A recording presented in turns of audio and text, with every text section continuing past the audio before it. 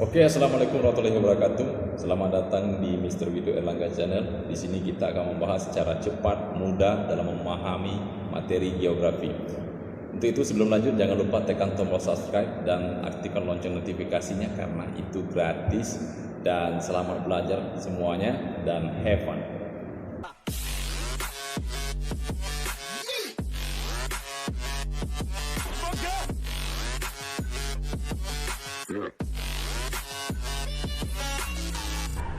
Bismillahirrahmanirrahim. Assalamualaikum warahmatullahi wabarakatuh. Selamat datang di Mr. Wido Erlangga Channel. Kali ini kita akan melanjutkan part 2 tentang pengetahuan dasar pemetaan penginderaan jauh dan dengan metode secara cepat dan mudah dalam belajar geografi. Di part 1 kita sudah membahas tentang peta, apa itu komponen, apa itu klasifikasi peta, kemudian apa saja proyeksi peta. Kali ini kita akan bahas tentang penginderaan jauh. Oke, kita lihat dulu penginderaan jauh secara definisi. Penginderaan jauh adalah teknik dan seni untuk memperoleh informasi tentang suatu sasaran atau objek, wilayah atau fenomena dengan menganalisa data yang diperoleh dari alat tanpa menyentuh kontak langsung dengan objek, wilayah atau fenomena yang dikaji. Jadi dia ini lebih kepada foto udara, ya. Jadi dia tidak langsung, dia tidak terjun ke lapangan, dia melihat dari atas, gitu ya.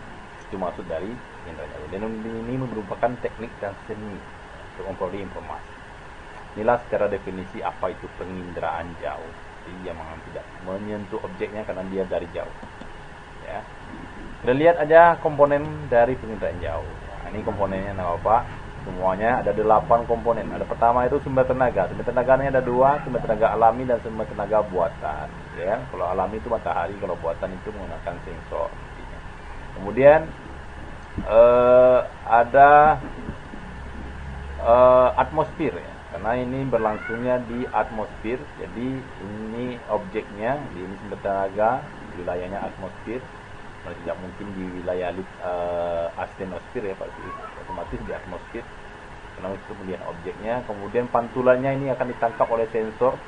Sensor ini nanti ditaruh di wahana. Wahana di sini tidak ada, ini Bapak tambahkan aja karena memang ini masuknya dari komponen penginderaan jauh, ya. Di wahana itu adalah tempat sensor itu ditaruh, apakah di pesawat, apakah di satelit, ya. Di sensor ini berupa kamera nanti. Kemudian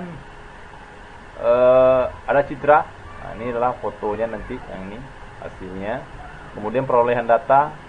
Jadi nanti data yang dihasilkan dari sensor ini akan diolah berupa citra atau citra foto atau citra foto nanti. Kemudian diolah datanya dan kemudian ini user nih. Maksudnya ini pengguna data. Inilah 8 komponen untuk penginderaan jauh. Masing-masing nanti kita vary, ya, apa komponen peta, apa itu komponen penginderaan jauh, dan nanti apa komponen dari sistem informasi geografi, ya. Yang perlu diketahui ini, ya, nanti apabila Bapak tandai soalnya nanti di sini misalnya ini komponen apa dalam penginderaan jauh, ya, tahu, ya, lihat gambarnya. Oke. Kemudian kita lihat lagi apa perbedaan citra foto dan citra non foto, ya. Nah, kalau citra foto, gambaran suatu gejala di permukaan bumi sebagai hasil pemotretan dengan menggunakan kamera, seperti yang ada gambar ini, ya. Nah, ini berarti menggunakan kamera dia. Kalau citra non foto, dia tidak menggunakan kamera, ya. Nah, jadi yang dihasilkan oleh sensor bukan kamera dengan cara memindai atau scanning, seperti ini. Gambar yang sama, bisa tengok perbedaannya. Jadi di scanning nanti akan muncul seperti ini. Apakah ini misalnya yang warna orange atau kuning ini misalkan daerahnya yang padat, ya, yang tinggi pencahayaan seperti yang berikut. Kemudian yang ini air, dia tetap warnanya warna biru karena dia memakai ultraviolet, jadi warnanya warna biru, ya. Kemudian yang ini di jalan misalnya. Nah, ini itu bedanya. Ini citra foto dan ini citra non foto. Oke, so simple, so easy, right? Oke, kita lanjut. Ada interpretasi citra. Maksudnya dalam citra itu apa saja gitu ya. unsur-unsur yang perlu dibahas. Yang pertama ada rona dan warna. Rona itu adalah tingkat kegelapan atau tingkat kecerahan objek pada citra. Ini seperti ini nah. Nah, ini warnanya. Ini ronanya gelap, ini ronanya cerah. Kalau warna itu rona yang dihasilkan dari suatu objek. Dapat merah warnanya itu warna ya. Kemudian kayak ini warna merah tua berarti ini warna. Kalau rona itu gelap, cerah, nah, itu rona ya. Kemudian ada bentuk.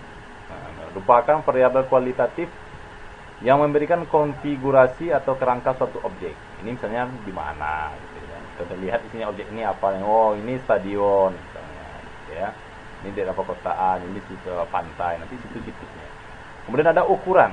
Dialah atribut objek yang antara lain berupa jarak, luas, tinggi, lereng dan volume ya. Oke, kita lihat lagi apa saja yang interpretasi citra ini.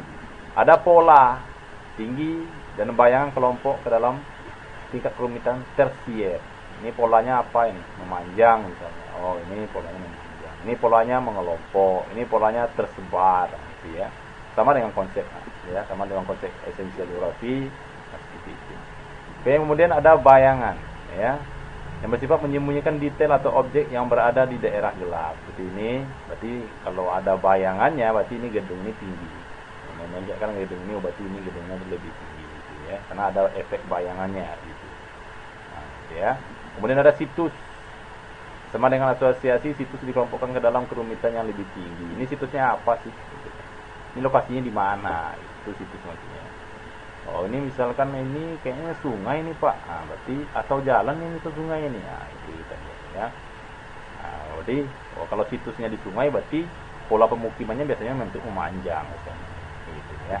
Atau kalau ini situsnya jalan raya atau rel kereta api, biasanya situsnya pemukimannya bentuknya juga memanjang. Nah, kalau situs di pantai mengikuti ya, bentuk arah pantai. Nah, ini yang kita dianalisa nanti.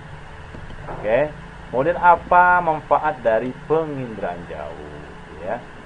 Banyak manfaatnya apa ya? Ada di bidang kelautan ya, pengamatan sifat fisis air laut, gelombang laut dan pasang surut air laut, pemetaan abrasi, sedimentasi dan lain-lainnya.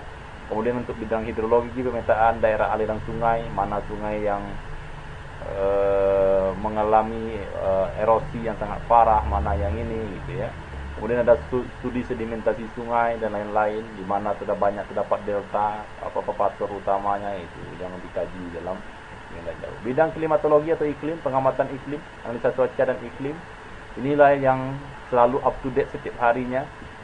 Coba kalian lihat di handphone itu ada cloud-nya atau weather. Nah, ini kan berubah setiap harinya, berubah setiap menit, berubah setiap jamnya ya, tergantung dengan kondisi cuaca di daerah masing-masing. Inilah ilmu geografi yang selalu up to date, itu adalah di bidang klimatologi atau meteorologi. Itu pengamatan iklim dan cuaca ini ya. Ini yang paling up to date ilmunya. Maksudnya setiap hari, setiap jam itu berubah-ubah ya. Kemudian ada di bidang sumber daya lingkungan, pengamatan penggunaan lahan, perencanaan wilayah, analisis kerusakan lingkungan dan lain sebagainya. Kemudian untuk bidang angkasa luar, pengamatan dan penelitian planet maupun benda-benda angkasa. Ya, apakah ada yang meteorit yang mau masuk ke bumi, apakah ada asteroid dan lain-lain sebagainya, itu juga bisa digunakan karena dia memang biasanya penginderaan jauh ini diambil dari satelit gitu ya. Jadi ada yang nama satelit ini, ada Siasat, ada MOS, Landsat ya, Landsat gitu ya, dan Spot gitu ya. Oke. Kita lanjut. Sekarang adalah SIG, ya, so easy, ya, oke. Kita lihat dulu apa itu pengertian SIG. Informasi geografi atau SIG sebagai gabungan dari beberapa unsur pokok, diantaranya sistem informasi dan geografi. Sistem informasi geografi sendiri merupakan sistem yang menekankan kepada berbagai unsur informasi geografi, mulai dari informasi tentang tempat-tempat yang berada di permukaan bumi, wilayah, negara dan lain-lain sebagainya ya. Ini yang tidak ada di yang biasa kita gunakan dalam mencari suatu tempat, mungkin di mana atau di Batam, mungkin kita ada janjian ketemunya di suatu mall, kemudian kita nggak tahu jalannya, biasanya kita bukanya Google Map atau aplikasi yang lain mungkin, nah itu nanti akan mengarahkan. Itu juga bagian satu ya, bagian dari sistem informasi geografi. Apa saja komponen dari sistem informasi geografi ini? Ada dua komponen. Ini yang hardware, maksudnya yang hardware ini yang perangkat kerasnya, seperti CPU, kemudian ada hard disk, ada prosesor, ya, ada motherboard, kemudian ada power supply, termasuk juga handphone kita itu juga merupakan hardware ya. Tapi aplikasi yang kita gunakan di dalam handphone itu seperti WA, Instagram, YouTube, Google, itu aplikasi, itu namanya software ya. Kalau yang bisa kita pegang itu namanya hardware. Kalau yang kita gunakan sebagai aplikasi ini kita lihat ada Google, ada Microsoft ya, ada Play Store, macam-macam ya, ada Mozilla dan lain-lain, ada Chrome dan Play Store pun apa macam, itu namanya aplikasi seperti WA, Instagram, itu namanya software ya. Jadi kalau hardware-nya itu yang perangkat kerasnya, kalau software-nya itu yang perangkat lunaknya seperti aplikasi yang ada di handphone. Oke, kita lihat tahap kerja SIG itu seperti apa. Komponen SIG, hardware, ada software tadi seperti aplikasi, kemudian ada manusianya. Jadi yang tiga ini tidak bisa dipisahkan. Ada hardware, ada software, tapi tidak ada manusianya untuk mengerjakannya. Ini juga. Ya. Di sini ada namanya brainware, berarti otak dari manusia. Ya. Oke, nah inilah nampak di sini ada Chrome, ada Mozilla, Opera, Yahoo, kemudian ada Internet Explorer, kemudian ada Winamp, ada Media Player Classic, kemudian ada Skype dan ada Adobe Premiere, macam-macam ya. Ini merupakan bagian dari software. Kalau ini ya hardware-nya seperti ini, monitor, keyboard, mouse, CPU, hard disk, flash disk kita yang kita gunakan itu juga masuk dalam hardware. Isinya itu baru software. Ya, itulah komponen SIG. Kemudian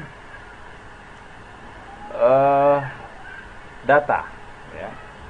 Masukan data bisa dilakukan jika data yang diperlukan telah tersedia. Komponen baru dilakukan pengolahan data, mengumpulkan, memanipulasi, mengklasifikasi, dan analisis. Tujuan akhir adalah mencetak hasil berupa peta, tabel, grafik. Dalam SIG, data yang bisa diperoleh adalah data spasial, berarti data yang keruangan, yang bersifat keruangan. Di mana ruang lingkupnya Batam, ya Batam, itu bisa dikelola di SIG ini ya. Oke, kita lihat ini tahapan kerja SIG ada 3. Pertama ada input nih, yang dimasukkan data-datanya, kemudian ada proses, kemudian ada outputnya. Jadi ada 3 tahap dalam kerjaan SIG itu, ada input, proses, dan output. Tahap pemasukan data, manajemen dan pengolahan basis data, kemudian hasil keluarnya apa berupa apa. Contohnya ya seperti Google Map yang kita gunakan. Itu sudah sering kita gunakan.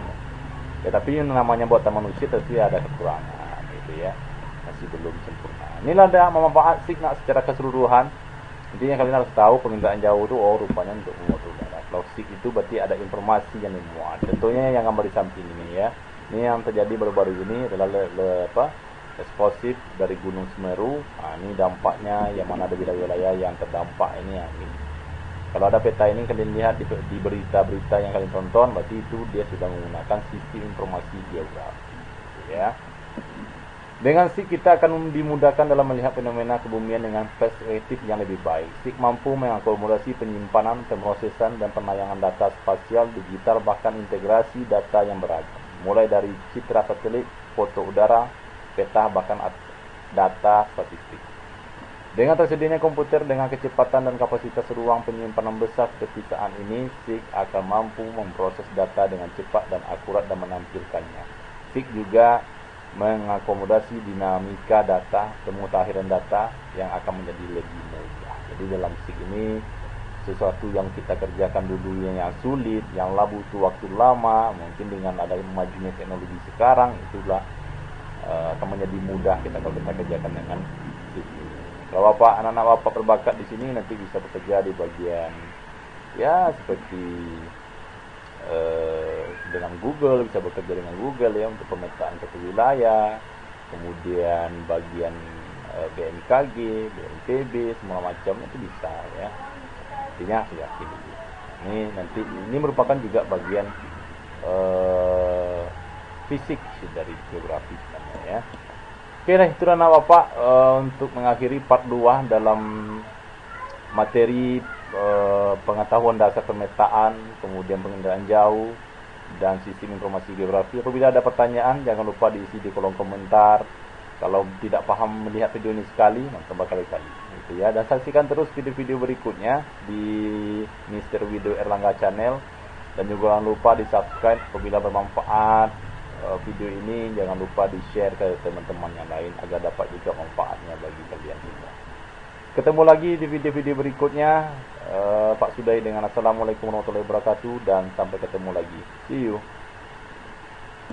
Oke, terima kasih telah menyaksikan video ini. Saksikan terus video-video berikutnya dan bantu channel ini berkembang dengan menekan tombol subscribe, like, and share apabila bermanfaat.